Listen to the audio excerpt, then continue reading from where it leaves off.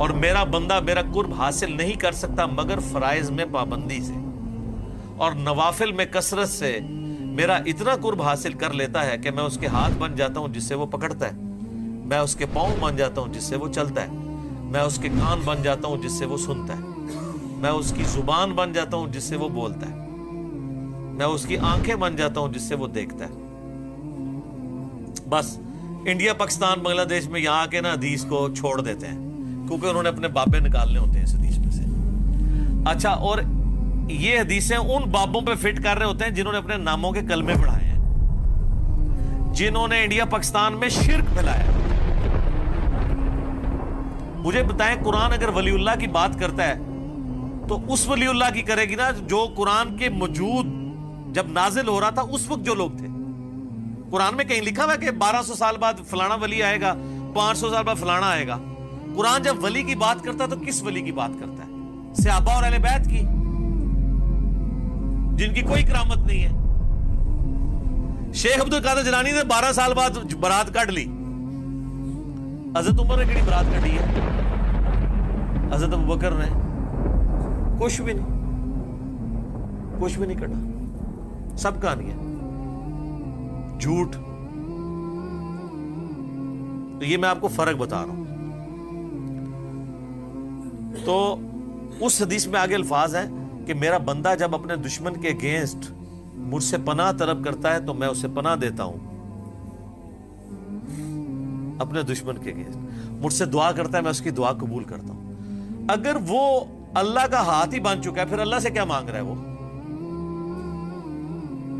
اللہ سے مانگنے کی ضرورت نہیں۔ ایک بندہ اللہ کا ہاتھ اس کا ہاتھ بن چکا ہے تو جدھر مرضی ہاتھ لے جائے، وہ جس کی مرضی گیچی پر روڑ دے، اللہ سے کیا مانگ رہا ہے وہ؟ پھر کیا اللہ مجھے اپنے دشمن کے اگینسٹ تو بچا لے؟ تو اللہ کو تو چاہیے وہ کہے کہ یار تنو ہاتھ بناتا ہے نا، کر جو مرضی۔ یہ مطلب ہی غلط ہے اس کا۔ ہاتھ بن جاتا ہوں، پاؤں بن جاتا ہوں، آنکھیں بن جاتا ہوں، مراد یہ ہے کہ اس کے ہاتھ، پاؤں، آنکھیں، کان یہ اللہ کی اطاعت میں ہی اٹھتے ہیں، اللہ کے نافرمان نہیں ہوتے، یہ مطلب ہے۔ اچھا، وہ اس میں بھی اگلی کہانی کراتے ہیں، وہ کہتے ہیں جی وہ تو پہلے ہی گناہ نہیں کر رہا تھا تبھی تو اسے انعام ملا ہے، اور آپ انعام کو کہہ رہے ہیں کہ پھر دوبارہ وہی انعام مل رہا ہے۔ اس نے اپنی کان، آنکھیں اور ہاتھوں کو گناہوں سے محفوظ کیا ہے تو وہ ولی بنا ہے نا۔ اب آپ دوبارہ اس کو کہہ رہے ہیں کہ ولی بننے کی وجہ سے اس کی آنکھیں، کان اور یہ سب کچھ یہ جو ہے گناہوں سے محفوظ ہو جائیں گے، تو پھر انعام کیا ہوا ہے نا کہانی؟ ویسے سر ادھر علاج اتھے ہے سرجن صاحب کو۔ میرے بھائی، کوئی دنیا کا بڑے سے بڑا بابا یہ کہہ سکتا ہے کہ میں جو اب ولی بن گیا ہوں تو اب مرتے دم تک میرا ایمان سلامت رہے گا؟ اس کی گارنٹی کوئی شخص اپنے بارے میں کہہ سکتا ہے؟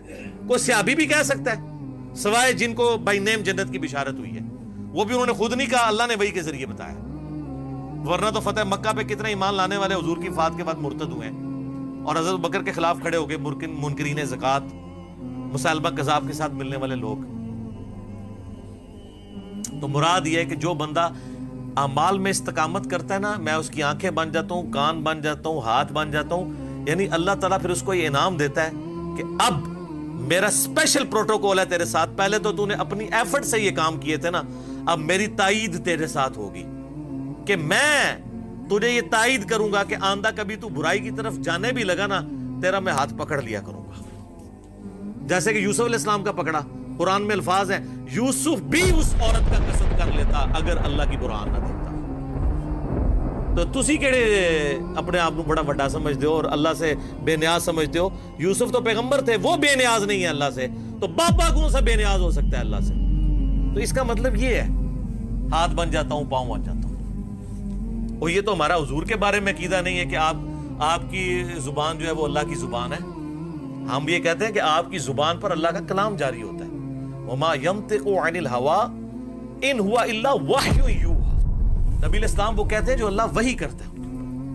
یہ قرآن میں جو ہے نا کہ ان پر اللہ کا ہاتھ تھا، جب نبی علیہ السلام بیعت کر رہے تھے تو اللہ کا ہاتھ مراد یہ کہ گویا نبی کی بیعت اللہ کی بیعت ہے، فزیکل ہاتھ نہیں۔ کیونکہ قرآن میں ہے من یطیع الرسول فقد اطاع اللہ، جس نے رسول اللہ کی اطاعت کی اس نے اللہ کی اطاعت کی۔ تو جو چیزیں بالمفہوم اور با محاورہ ہوتی ہیں اس کو فزیکل معنی یہ پہنا دیتے ہیں اور آگے کہانیاں کراتے ہیں۔ تو اللہ تعالیٰ فرماتا ہے کہ جو کوئی دشمنی کرے گا اللہ کے ساتھ، اس کے فرشتوں کے ساتھ، جبرائیل کے ساتھ، میکائیل کے ساتھ، تو اللہ تعالیٰ ایسے کافروں کا دشمن ہے۔ اور آج بھی جو صحیح اولیاء اللہ سے دشمنی کرے گا اللہ کی ان کے ساتھ دشمنی ہے، یہ ذہن میں رکھیے گا۔ اور صحیح اولیاء اللہ وہ ہوں گے جو اللہ کی عبادت کروائیں گے، اپنی عبادت نہیں۔ آپ مجھے بتائیں، ویسے کوئی عام بندہ کوئی چھوٹی سی بات کر دے تو لوگ کیا کہتے ہیں؟ جی کتنا متکبر ہے، جی میں کرتا ہے، کہتے ہیں نا۔ تو یہ جو بابا کہتا ہے آپ کو کہ جو میرا مرید ہو گیا میں جنت میں نہیں جاؤں گا اس وقت تک جب تک کہ آپ کو ساتھ نہ لے جاؤں، اس کی میں نہیں آپ کو نظر آتی؟ ادھر کہتے ہیں سبحان اللہ، اتنی بڑی میں کے اوپر سبحان اللہ۔ اللہ کہنا چاہیے لعنت اللہ علی الکاذبین، ایسے جھوٹے پہ اللہ کی لعنت ہو جو یہ دعویٰ کر رہا ہے۔